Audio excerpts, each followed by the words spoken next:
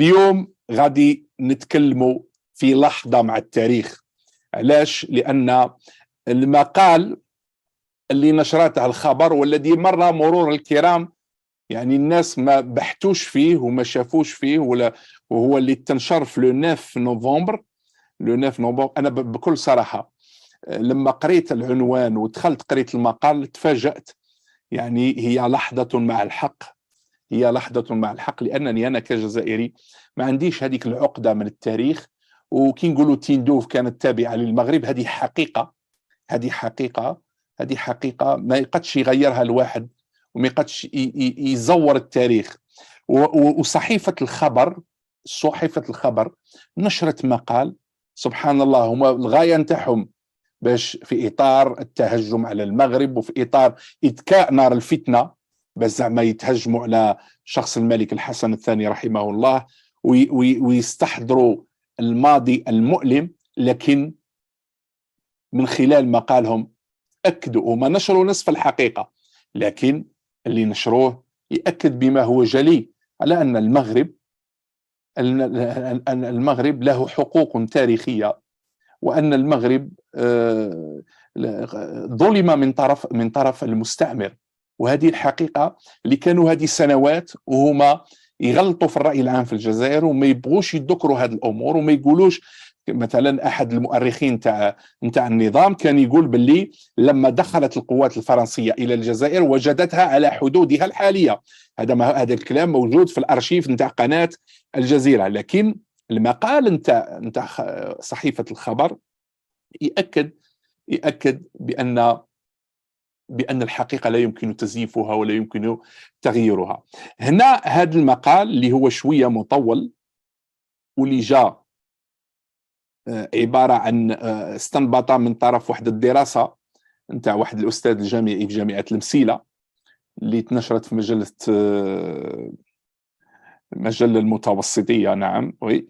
المهم، مما جاء في هذا المقال اللي جاب عنوان كما قلت عندما غادر ملك المغرب بالجزائر الفتية، يقول هذا المقال: حلت مؤخرا الذكرى 59 للنزاع الجزائري المغربي. يعني هنا راهم يذكروا حرب الرمال، حين اختلق المغرب، أو اختلقت المغرب مذكر وليس مؤنث، اختلق المغرب هذا الصراع والحرب المسلحة في شهر أكتوبر 63 بدعوى المشاكل الحدودية بين البلدين. الحقيقة غير ذلك، الحقيقة غير ذلك. وغادي نقول لكم علاش. أنا قبل ما غادي ندخلوا في الموضوع نتاع تيندوف، غادي نحيلكم. يعني هنا كي غادي يتكلموا في البداية على حرب الرمال، تقول الخبر: بدعوى المشاكل الحدودية بين البلدين، وكانت منطقة تندوف وحاسي بيضاء مسرحا للحرب بين البلدين، ثم انتشرت إلى فيجيغ. ارتأت الخبر، هي الصحيفة الجزائرية المعروفة، العودة إلى هذه الأحداث في ظل الأوضاع التي صبغت العلاقة بين البلدين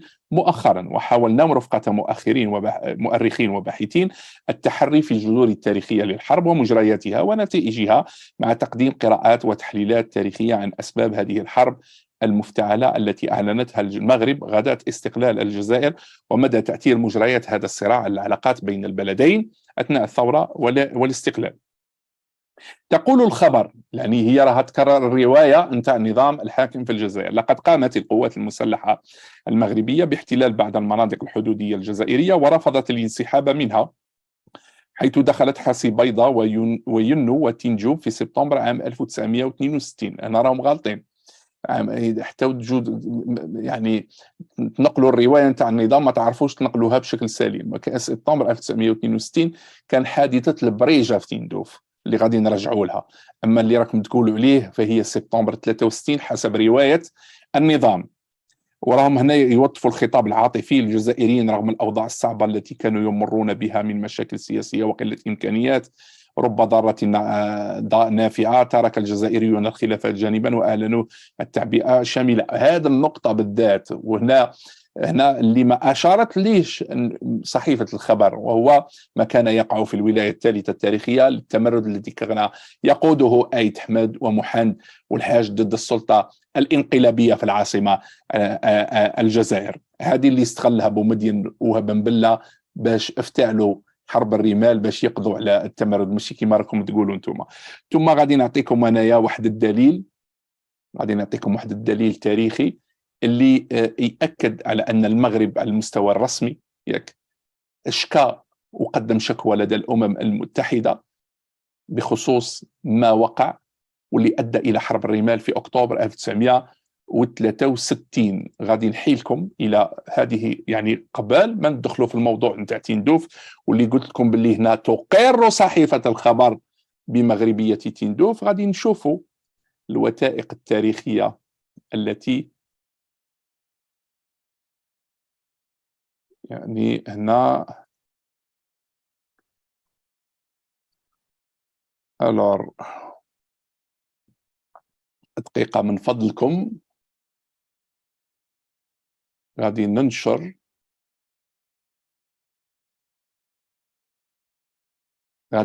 لكم الآن المراسلة نتاع بعثة المغرب بالأمم المتحدة في أكتوبر 63 بخصوص حرب الرمال. بحثت في مكتبة الأمم المتحدة، لم أجد مراسلة للطرف الجزائري فيما يخص حرب الرمال.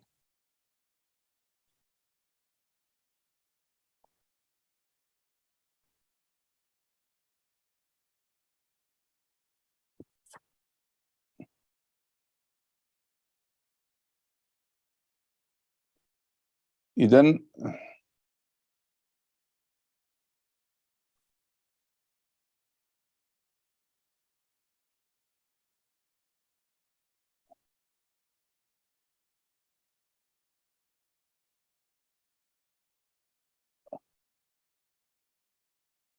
المعذرة، راني نقوم بتحميل الوثائق.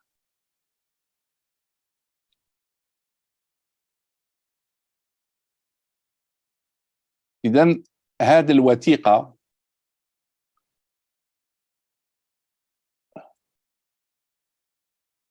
تتكون من أربع.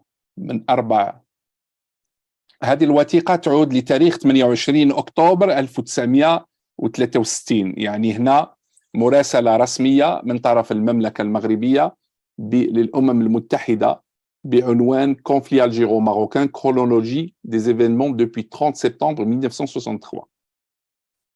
هنا هذه المراسلة تقول أنه في 30 سبتمبر 1963 expulsion d'Algérie de plusieurs centaines de Marocains, enlèvement en territoire marocain par l'armée nationale populaire algérienne de paysans marocains. يعني تم طرد مغاربة من أرضهم من طرف الجيش الوطني الشعبي الجزائري، وتم violation de l'espace aérien marocain par l'aviation algérienne، اختراق المجال الجوي للطيران الجزائري، المجال الجوي الجزائري المغربي من طرف الطيران الجزائري.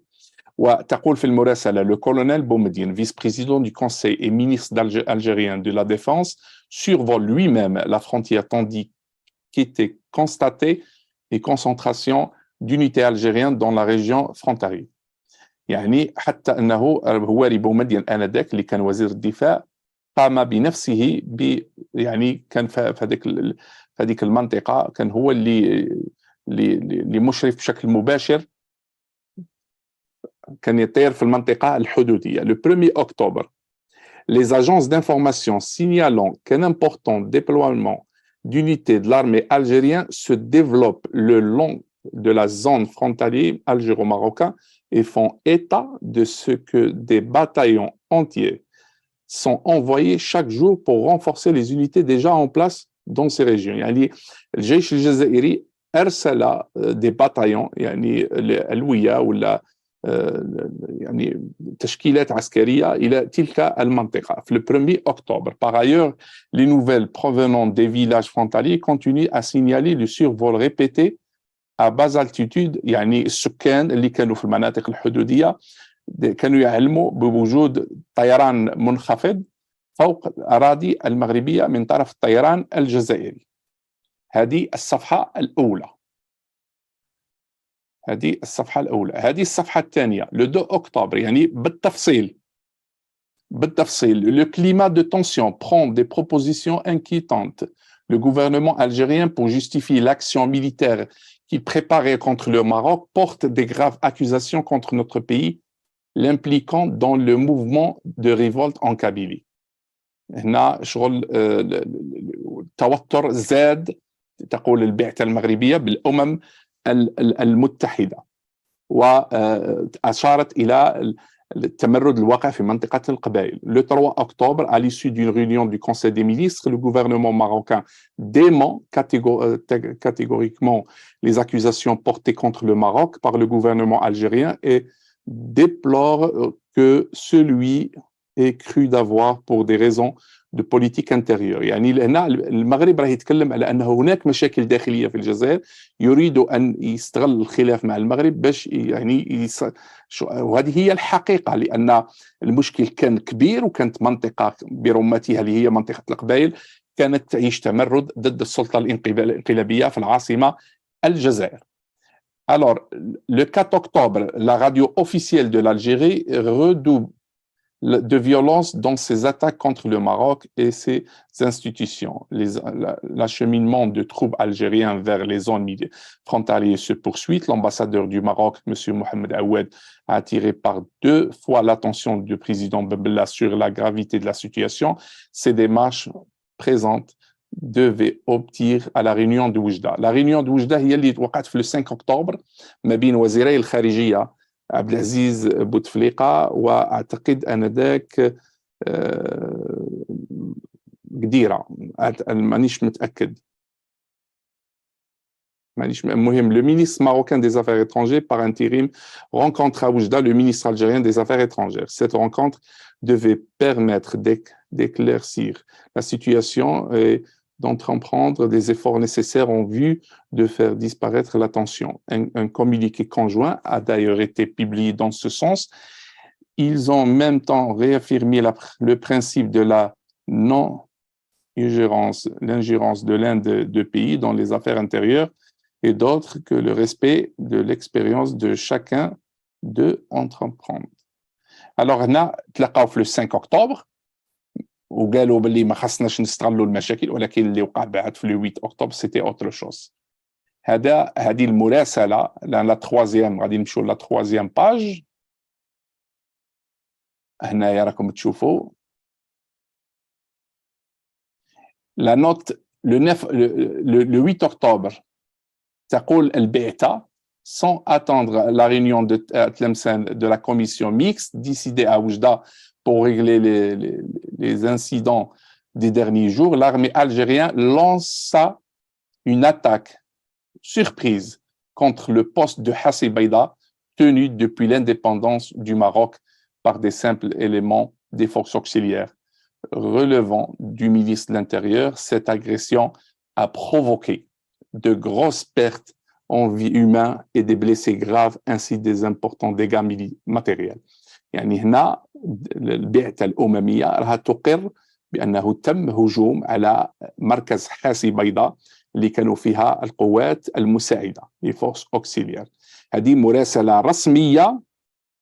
مراسلة رسمية للأمم المتحدة.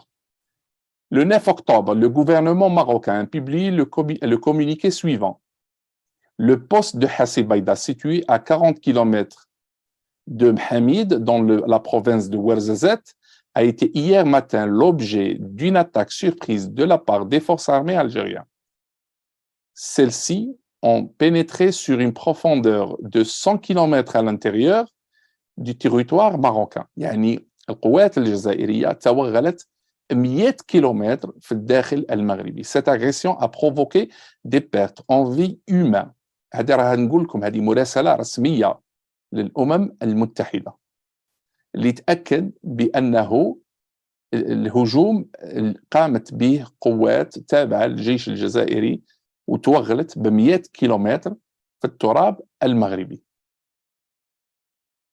هذه لا باج لا 4e باج. مؤلم هذا الشيء، هذا مؤلم للغاية. هذه la 3e، هذه la 4e. Le 10 octobre, après le retour au Maroc de la mission dépêchée auprès du président Ben Bella, et dont les résultats ont malheureusement été négatifs, un conseil des ministres extraordinaire est tenu à Agadir. À l'issue de ce conseil, le communiqué suivant a été publié. Le conseil a entendu un exposé de M. Abdelhadi Boutaleb, ministre de l'Information, et du commandant Medbouh, directeur du cabinet royal, concernant la mission dont tous deux étaient chargés par Sa Majesté le Roi auprès du président Ben Bella à la suite de l'agression commise contre le territoire marocain dans la province de Ouarzazate. Agression qui a causé des pertes en vie humaine, des blessés et des dégâts matériels. هنا انا علاش حبيت نوريكم هذه المراسله باش تشوفوا المستوى الرسمي. المغرب اشتكى للامم المتحده بما حدث في حرب اكتوبر 63. وهذه حرب اكتوبر 63 اللي يقول عليها النظام على انه المغرب هو اللي بدا. لو كان المغرب بدا ما يروحش يقدم مراسله للامم المتحده. وانا نبحث هل فيه مراسله من الطرف الجزائري يشتكي بان المغرب هو اللي بدا. لم اجد ذلك في الارشيف نتاع الامم المتحده. وهنا علاش استحضرت هذه الوثيقه باش نرد على جريده الخبر اللي يوظفوا الاكاذيب ويزوروا التاريخ باش يزيدوا من الضغينه ويزيدوا من عمق الجراح بين البلدين الشقيقين الجارين. اذا هما بداوا المقال بهذا المقدمه كما راكم شفتوا، ومن بعد مشاو الموضوع تندوف. ولكن قبل ما مشوا الموضوع تندوف قالوا بانه نقلا على الدكتور عبد الله مقلاتي بجامعه المسيله. هنا يعني باش تشوفوا غادي نبين لكم التناقض اللي موجود عند هذا الاعلام نتاع النظام الحاكم الجزائري وهذا النظام. قال لك ان المغرب احتفى بوقف اطلاق النار في الجزائر ووجهت اليه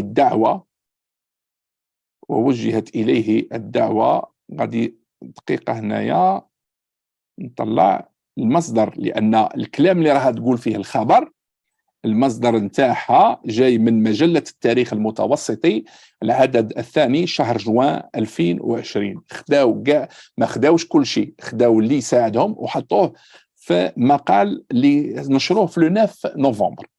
اذا قال بانه المغرب احتفى بوقف اطلاق النار، والحسن الثاني استقبل زعماء الثوره في قصره، واستقبلت الجماهير الشعبيه المغربيه بحماس موكب بن بله ورفاقه. كانت علامات استفهام تلف العلاقات المغربيه الجزائريه، يقول الدكتور عبد الله مقلاتي، خاصه وان المغرب بدا متخوفا من شكل الاستقلال الذي تحقق ومن التوجه التقدمي الاشتراكي لجبهه التحرير وانعكاسته على المغرب الذي بدا يميل نحو الاتحاد الوطني القوات الشعبيه. وعليه اوضح مقلاتي انه كان على النظام المغربي ان يقول يناور كثيرا من اجل كسب رهان استقراره. هما خداو هذه الفقره، لكن هو هذا الدكتور في لا سورس يعني في الصفحه 180 يعني هما خداو غير هذيك المقدمه، ولكن ما ذكروش واش قال في المقدمه نتاعه كلها. هو قال انه المغرب اظهر خلال المراحل الاخيره من تاريخ خلال المراحل الاخيره. سمعوا مليح باش تعرفوا بلي هذا النظام والاعلام تاعه والنخبه نتاعه عايشين في واحد السكيزوفرينيا، هذه الانفصام في الشخصيه. بشكل لافت مسانده ومؤازره للثوره التحريريه تجلت في مظاهر متنوعه واخذت ابعاد مختلفه. يعني شغل هنا راه يقر، راه يكذب الكلام نتاع الرئيس الراحل هواري بومدين واللي يتناوله الاعلام في الجزائر على نطاق واسع، ويقول لك باللي تخلاو علينا. هنا هذا الاكاديمي بجامعه المسيله راه ياكد بان المسانده نتاع الثوره يعني كانت قويه في اخر يعني نهايه الثوره من طرف المغرب.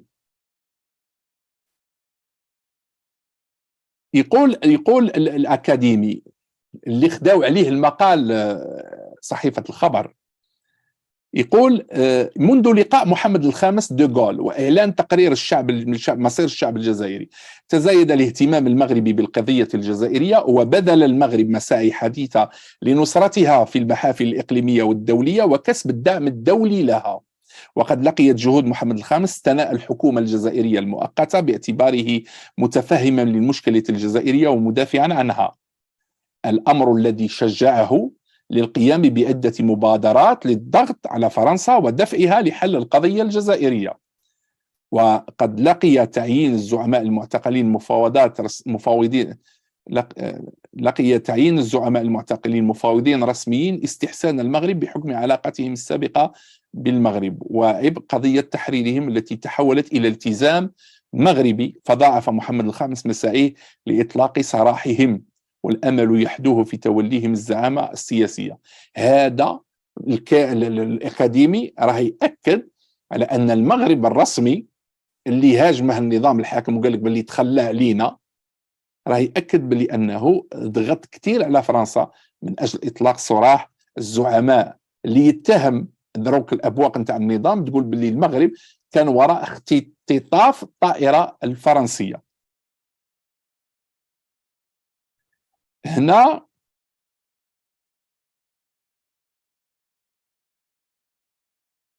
ويقول الأكاديمي رغم الضغوط الفرنسية على المغرب، هذا أكاديمي بجامعة المسيلة، ظل المغرب يساند القضية الجزائرية ويدعو إلى تسويتها في أقرب وقت ممكن. وبمناسبة دورة الأمم المتحدة 15 في أكتوبر 1960 كريم بالقاسم أجرى مشاورات مع الملك وتقرر تكثيف المساعي السياسية لنصرة الجزائر في هذه الدورة الحاسمة، وعليه اتصل محمد الخامس بعدد من رؤساء الدول والملوك لطلب نصرة القضية الجزائرية والتصويت لصالحها.